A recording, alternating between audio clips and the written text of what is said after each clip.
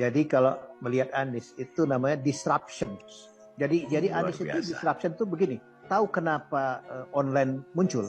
Karena transportasi konvensional mahal. Kenapa Anies tiba-tiba punya forum desak Anies? Karena mengumpulkan massa di gedung-gedung mahal. Ya. Kenapa tiba-tiba Anies bisa mendekat ke rakyat tanpa keluar duit? Karena selama ini yang jadi calon presiden kaya dan orang menerima duit. Belum tentu semua orang menerima senang. Jadi Anies itu mendistrap semua mekanisme politik yang sudah dipertahankan oleh elit untuk kepentingannya. Anies membatalkan itu. Jadi dia mematahkan pemahaman politik publik yang bisa diperdaya selama ini. Dengan cara dia.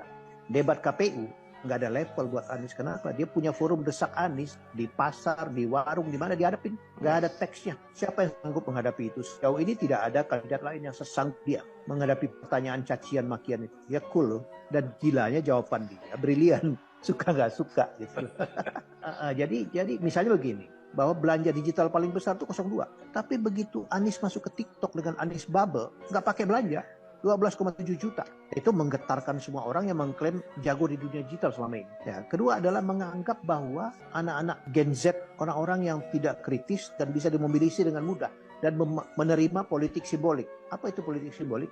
Dengan meletakkan Gibran sebagai cawapres, dianggap simbolik mewakili mereka. Ternyata tidak gitu kan, nggak semua kan. Buktinya Anies oke aja tuh. Malah Anies dinobatkan sama K-popers sebagai abah gitu. Dalam satu poin itu saja Anies sudah unggul ya. Satu. Yang kedua, Anies ini otentik bos. Apa lagi coba? Dia punya basis pemikiran yang kuat tentang apa yang dia sampaikan. Misalnya apa? Dia menanggapi IKN 400-an triliun.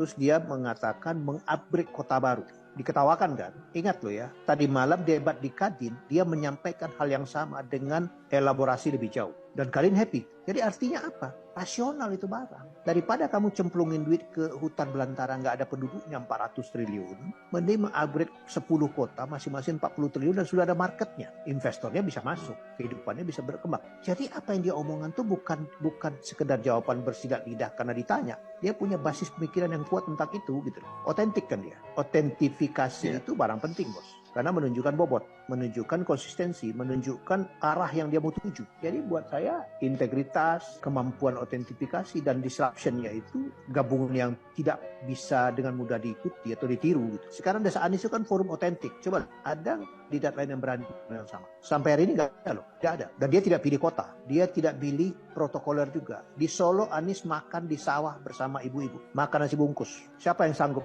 itu sekarang? Tapi Anies merakyat dan membuka wawasan. Ini penetrasi yang tidak pernah terjadi dalam pemilu sebelumnya. Ini agak susah dilawan.